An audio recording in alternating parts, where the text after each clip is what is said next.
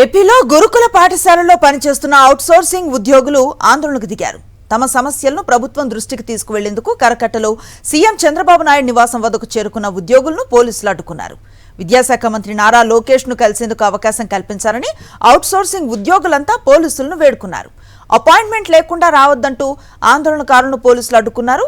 AP వ్యాప్తంగా 1400 మంది outsourcing teachers ఉండగా ప్రస్తుతం 700 మందిని మాత్రమే రెన్యువల్ చేశారని వాపోయారు. ఎన్నికల సమయంలో నారా లోకేష్ ఇచ్చిన హామీ ప్రకారం మిగిలిన 700 మందిని కూడా రెన్యువల్ చేసి ఉద్యోగంలో కొనసాగించాలని డిమాండ్ చేశారు. ఇచ్చిన హామీని నిలబెట్టుకుని అందరికీ న్యాయం చేయాలని అవుట్సోర్సింగ్ టీచర్లు ప్రభుత్వాన్ని కోరుతున్నారు.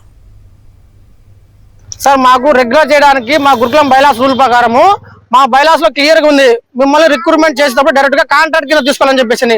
గతంలో రాజశేఖర రెడ్డి సార్ ఉన్నప్పుడు మా యొక్క ముందున్నటువంటి కాంట్రాక్ట్ టీచర్లను రెగ్యులర్ చేశారు, అందరినీ కూడా అప్పుడు రెగ్యులర్ చేశారు. మేము కూడా ఏం చేస్తామంటే ఇందులో వస్తే మాకు కూడా ఈ గవర్నమెంట్ కాబట్టి ఇంకో గవర్నమెంట్ ఏదో రకంగా మాకు న్యాయం చేస్తారని చెప్పేసి మేము కొన్ని 10-15 ఏళ్ళ నుంచి మేము ఇదే గురుకులాన్ని నమ్ముకుని పనిచేస్తున్నాం సార్. ఇందులో పనిచేస్తున్న టీచర్లు ఇప్పుడు ఇచ్చినటువంటి రెగ్యులర్ టీచర్ డిఎస్సీ వల్ల చాలా మంది టీచర్లు ఏం జరుగుతుందో, నెక్స్ట్ మాకు రెన్యువల్ వస్తుందా లేదా, మా ఉద్యోగాలు ఉంటాయని అని చెప్పేసి ఆ యొక్క ఒత్తిడికి బ్రెయిన్ స్ట్రోక్ వచ్చి హార్ట్ అటాక్లు వచ్చి దాదాపు 10 మంది చనిపోయారు. ఈ సంవత్సరం మాకు మా టీచర్లు 10 మంది చనిపోయారు అనారోగ్య కారణంగా. మాకు ఎటువంటి బెనిఫిట్స్ కూడా లేవు. మాకు గవర్నమెంట్ కూడా మా గురించి ఎక్కడ కూడా వీళ్ళకు ఉన్నారు, వీళ్ళకి ఏదో న్యాయం చేయాలని చెప్పి కూడా ఆలోచన చేయకూడదు సార్. అందుకోసమే మేము అనేక సార్లు మేము మినిస్టర్లు కలిసాము, తర్వాత లోకేష్ సార్ని కలిసాము, కానీ మాకు ఎటువంటి న్యాయం చేయలేదు. మాకు ఖచ్చితంగా న్యాయం చేసి మా యొక్క అవుట్సోర్సింగ్ రెన్యువల్ ఇవ్వాలని చెప్పేసి మేము కోరుకుంటాం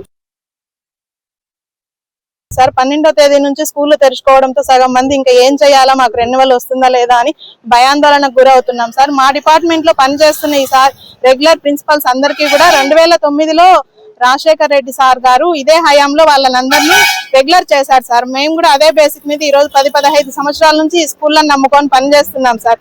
2025లో నిర్వహించిన డిఎస్సి వల్ల మేము కొంతమంది అక్కడ నష్టపోయాం సార్.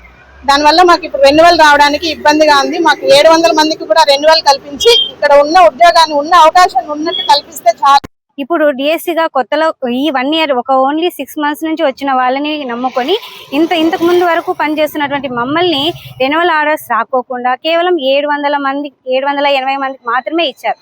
మిగిలినటువంటి 700 మందిని మీ సర్దుబాటు చేస్తామంటున్నారు కదా, ఆ సర్దుబాటు చేసేంత వరకు అయినా రెన్యువల్ ఆర్డర్స్ ఇచ్చి మమ్మల్ని యథావిధిగా ఉన్నటువంటి పాఠశాలలోనే మాకు ఉద్యోగం చేసుకునే అవకాశం కల్పించాలని మా అందరి ట్రైబల్ వెల్ఫేర్ ఉద్యోగులందరి తరపున లోకేష్ సార్ని మరియు మినిస్టర్ మేడంని కోరడం జరిగింది.